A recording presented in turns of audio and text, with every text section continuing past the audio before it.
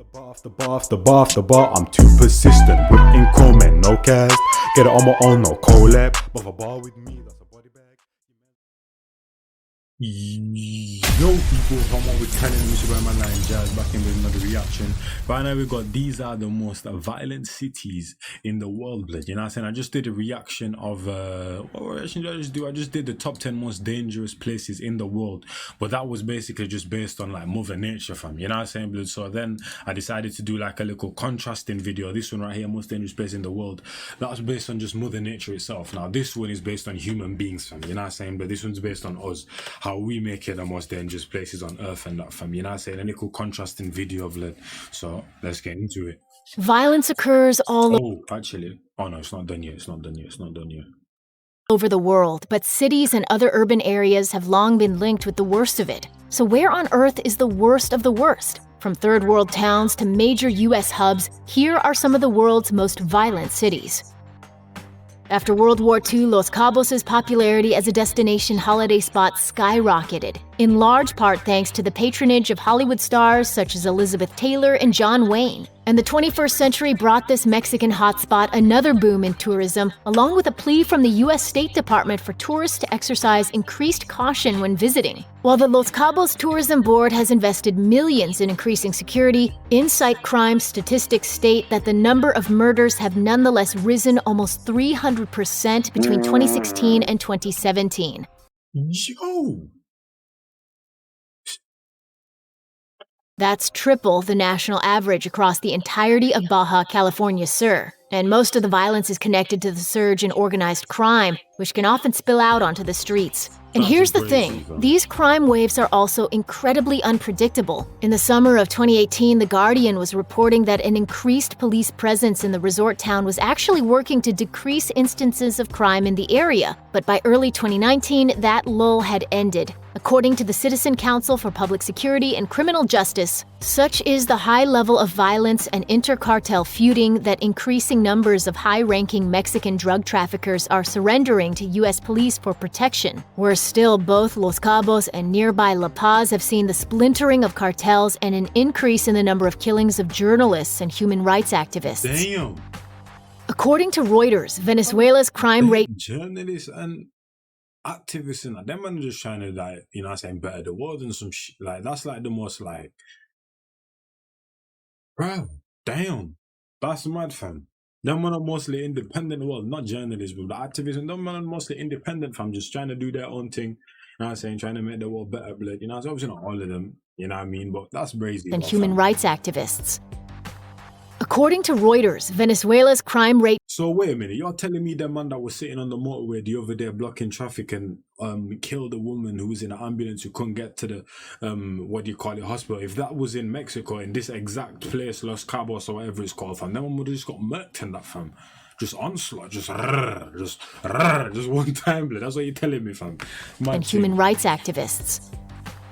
According to Reuters, Venezuela's crime rate dropped slightly in late 2018, but an annual report from the Venezuelan Observatory of Violence found the country still had the highest murder rate in the world, 81.4 per 100,000 people. And according to the Washington Post, a weird thing is happening in the country's capital of Caracas. The streets are empty, criminals can no longer afford weapons, and there's no point in robbing many of the other city dwellers since most people don't actually possess anything of value. But the murder rate is still high, and even though theft crimes are down, there's been an increase in the number of young men killed by police. Specifically, the problem lies with an elite police force known as FAYES, which the government says is targeting criminals and that the human rights organizations have labeled as a death squad.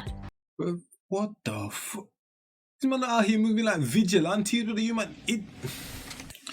So I'm saying, the death squad, you know. The government's supposed to bring justice, blood. Prisons, all of them things, does that just not exist, blood? These men are literally moving like vigilantes. These men are just a bunch of Batmans, fam. You know when you see the memes, oh, when I steal a candy bar at the shop and that, and Batman's just out here just massacring someone. That's literally these men, fam. That's crazy, fam. The death squad, you know. That's ridiculous, fam. These men are them shoot first, ask question later type of dunnies, fam. And there's brought in by the government themselves. Another huge problem in Caracas, too. Starvation is so rampant that although people aren't stealing money, they are stealing food. Restaurants, grocery stores, and anyone carrying groceries or food is a prime target, and scores of people are being forced into a life of crime driven by their need to put food on the table. An average of 73 people a day die in Venezuela, many of them victims of violence spurred on by circumstance and starvation. Sad to see, fam. Can't even lie to you. And this is why bare places in the world, this is why people do what they have to do, fam. That's why in all these suburban areas where people have money and have jobs, you ain't gonna see crimes, fam. But in these type of places, and as you can see, fam, the government is also a big part of it as well, fam. You know what I'm saying? People just think that people just out here born, get put into a situation to just do a man thing, fam. Nah, blood. The higher ups, the people that are controlling things, put people in these situations, blood, and strip away certain privileges and certain necessities and needs to where it makes them go down that road and that, fam. And then dumbass people that have no brain just be like, why are they doing that? Like, bro, shut up, man. In 2017, the Washington Post called Acapulco Mexico's murder capital, and they really weren't exaggerating. The problem has two heads: the major drug cartels and the smaller neighborhood gangs. They decapitate innocent people, they hang innocent people. They are no cartels, they are criminal groups.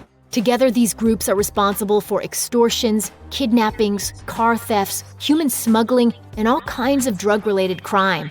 Local businesses are forced to pay as much as half their earnings in protection money, and gunfire is a common sound in the streets. It's said things started to really get bad in 2006 when a neighborhood shootout left corpses in the street, and no doubts about the fact that Acapulco had become a major stop on the drug routes that led to the US. Consequently, Acapulco is no longer the seaside paradise it once was, and the activity of rival gangs have driven thousands of businesses out of town. The president of the Federation of Chambers of Commerce, Services, and Tourism has even described the area as being in a state of mass psychosis. And there's some dumb you that has watched this right here or watched the news and saw this and like, yo, I'm gonna go there, fam. I hope these niggas would test my gangs and see what I would do. You know, like human beings are better dumb, fam. I'm telling you, there's someone else watched this video or someone, you know what I'm saying, trying to find money right now to go there just so his gangster could be tested. Then you're gonna see a news report of his brains on the floor, fam, and that just because he wanted to see and test if he was the baddest gangster about and that, fam. You know what I'm saying? But you man are just eating. Sure, things have gotten better recently, but not by much. As of early 2019, Forbes described Acapulco as being effectively an active war zone, with countless days punctuated by threats from the city's criminals, threats occasionally delivered in the form of a decapitated head or a dead tourist.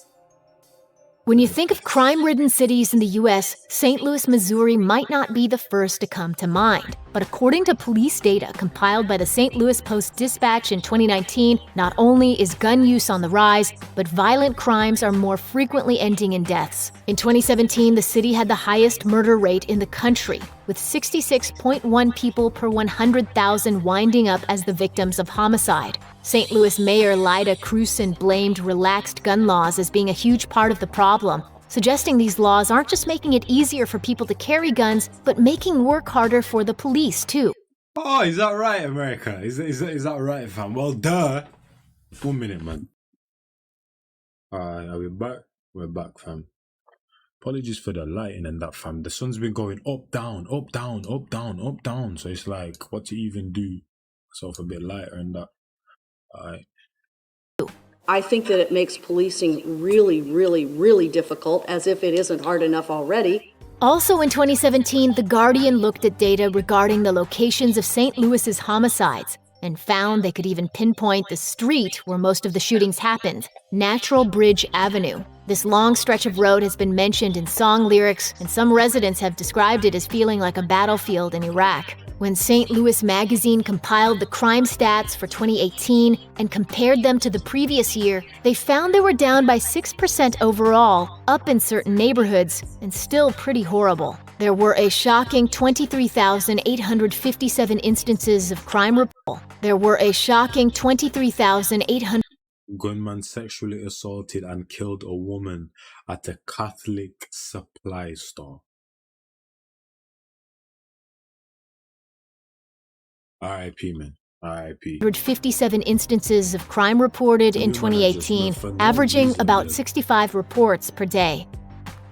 In 2018, the governments of Canada and the United Kingdom issued a dire warning to their citizens who were vacationing in Jamaica. Do not leave your resort. These warnings came in response to the country's declaration of a state of emergency, kicked off by a military that was hoping to get a handle on the rampant arms trafficking and violent gang activity in the area of St.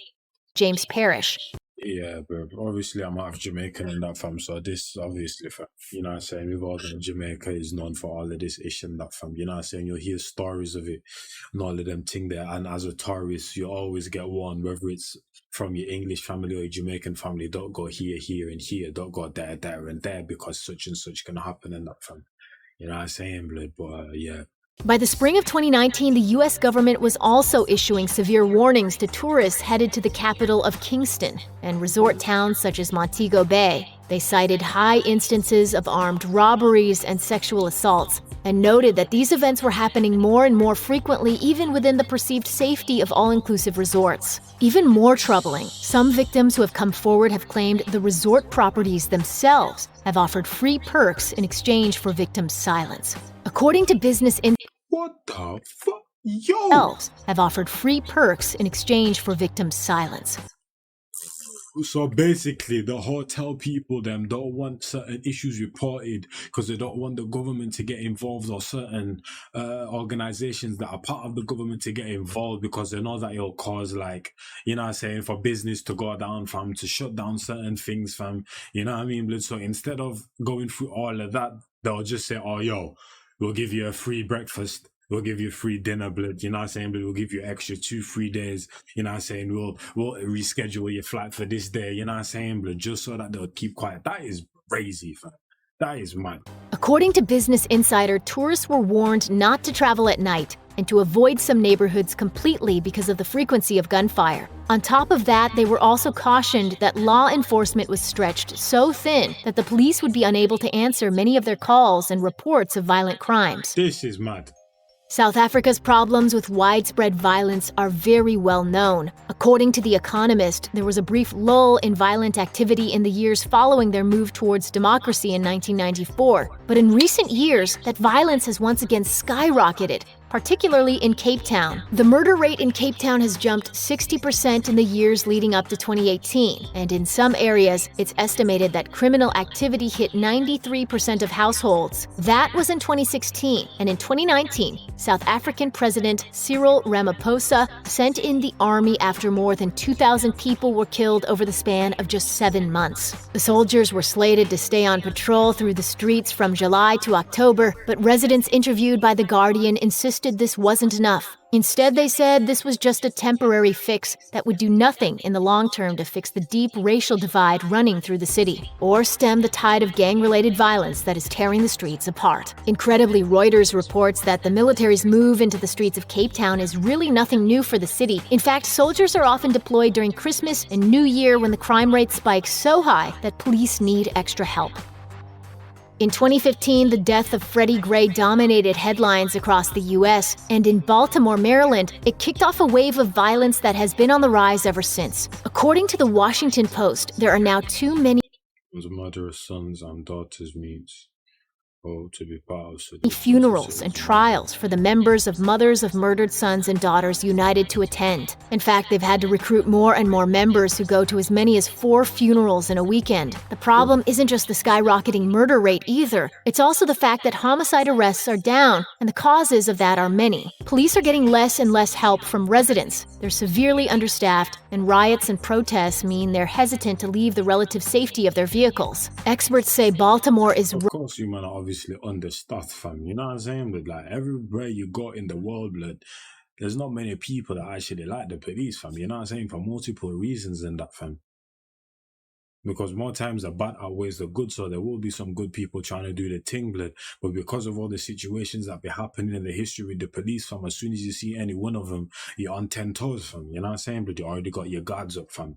You know what I'm saying? You're not going to give that ish a chance, blood. Because from any instance, fam, you can lose your life just like that, fam. So why would you put that in jeopardy just for the just for the what am I looking for? Just for the possibility that you're dealing with one of the good cops, fam. You know what I'm saying, fam? So mean they're hesitant to leave the relative corrupt blood or whatever type of, you know what I'm saying? safety of their vehicles. Experts say Baltimore is ripe for a crime rate that is only going to continue to rise. Many residents struggle in poverty, segregation is still the norm, and given recent events, the division between law enforcement and civilians is getting wider and wider. That means in many cases, police know who the guilty party is, but they can't get an arrest without witnesses. Even as they try, riots and rallies turn bloody, and the violent crime rate rises even further. Memorial Day in 2019 was a bloody one in New Orleans when 10 separate incidents left 11 people injured and 5 killed by gunshots. That raised the monthly number of shootings to 42, the highest in a single month since the beginning of 2018. Leading up to that was a weekend of violence that struck the city just days before Mardi Gras. For example, 5 people waiting at a bus stop were caught in the crossfire between armed robbers and police. This was just one of almost a dozen shootings, including one involving 2 teenage victims and a man who died after being involved in a drive-by. Law enforcement was quick to reassure residents of their safety, but reports suggest that the gun violence has become so... Bro, you know, like as a parent, how you won't make certain promises to your kids because you know you can't keep them. These men need to do the exact same thing, blood, because these men literally just be saying anything just to save face, fam. They're not safe, fam. You know that, blood. You know what I'm saying? But you're still out here saying that I'm putting false hope in people's heads, fam. You know what I mean? Because even though the majority might not believe you or, you know what I'm saying, trust what you're saying, there are going to be some people that are going to be like, oh, man's safe. Man's actually safe. These men are here to protect me, fam. You know, that is not the case, fam. Stop instilling false hope into people's heads, fam. You know what I mean? And just say how it is. It was quick to reassure residents of their safety. Because at least then that puts people in a certain position where they can prepare for the worst instead of saying you are safe and you don't have to worry about. So yes, you do, fam. But reports suggest that the gun violence has become so widespread that it's left a whole generation of young residents vulnerable to developing PTSD. It's like this. Either you go numb or you become part of it. Right. Either way. Some spots in the city are worse than others, of course. For example, the Magnolia projects are well known as a hotspot for murder, drugs, and gang violence. And inevitably, those who spend their childhoods in these areas are likely to struggle for the rest of their lives without help. And in the poorest of neighborhoods of New Orleans, help is hard to come by, especially in the aftermath of Hurricane Katrina, the scars of which are still felt across the city today. Brazil has a staggeringly high national murder rate. Hey, of course, blood. Of course, 27 people per 100,000. But as of 2019, the city of Rio de Janeiro has gone even further above that, hitting a murder rate of 39 people per 100,000. Some have gone as far as to call the city the new murder capital of Brazil, because the city is failing where the once equally violent Sao Paulo is succeeding. Their increased security and better trained law enforcement has led to a massive drop in crime, and experts are hoping to learn some valuable lessons that can be applied to Rio. But what's causing the violence in Rio de Janeiro? Since 2016, the city has been hit with a series of misfortunes, including political scandals, economic collapse, and ineffectual leadership. Because it's not even a thing where it's just one side that's causing problems. It's both sides that are corrupt and just causing problems. So if this side is supposed to stop this side, but this side is as bad as this side, then who the F is actually really doing anything to make the issues better, blood? It's just a whole mess, man. It's just a whole mess, man. Cutbacks have also hit the city hard, with ex-police officers even forming their own militias and turning to extortion to make their money. Estimates suggest as much as 40% of the city is under the thumb of these militias. On top of that, what remains of the city's law enforcement has given gangs just enough room to thrive and grow, and that's led to an unfortunate and unsurprising increase in street violence. Check out one of our newest videos right here. Plus, even more grunge videos about your favorite stuff are coming soon. Subscribe to our YouTube channel and hit the bell so you don't miss a single one. Hey, shout out to grunge, fam. You know what I'm saying? Shout out to grunge. And I want to say more power to the people that was going through it, fam. You know what I'm saying? Whether it's because of people around you, the government, fam. You know what I'm saying? Just the place that you may live in or whatever, fam. Whether it's because of, as I said, the people around you, or may just be natural disasters, but just whoever's going through it, fam. You know what I'm saying? More power to you. head up, fam. Keep trying to find a way to move forward and things, blood. You know what I'm saying? And people like me, blood, that live in these sort of neighborhoods where not really much happens, fam, where we can live more sort of normal life, fam, where the worst we might go through is just a little altercation or whatever, fam. Issue's not perfect, you know what I'm saying? That's a fact, fam. But people that can just go about their day without having to worry and look behind their backs 24/7, fam, just appreciate what you have, man. You know what I'm saying? I'm more part of the people that are truly, truly going through it, man. It's where man land guys. And I'll catch you on the next one, blood. I'm out here, fam. In a bit, people. Bar after bar after bar after bar after bar, I'm too persistent. Whipping comment, no cast. Get it on my own, no collab. But a bar with me, that's a body bag. Your mans want smoke, then he leaves with a toe tag. Whole squad hit with a double mag Glock. Got left to the street and the body's getting chucked. Bullets with names and your shit's getting popped. Better be with me and the bag's getting cocked. Still gotta chase the bag, humble. Ain't gotta brag in a league on my own and my stats getting flagged. Hit me for the feet, got verses in stats. Come through like the queen, gotta pay that tax. Premium sir.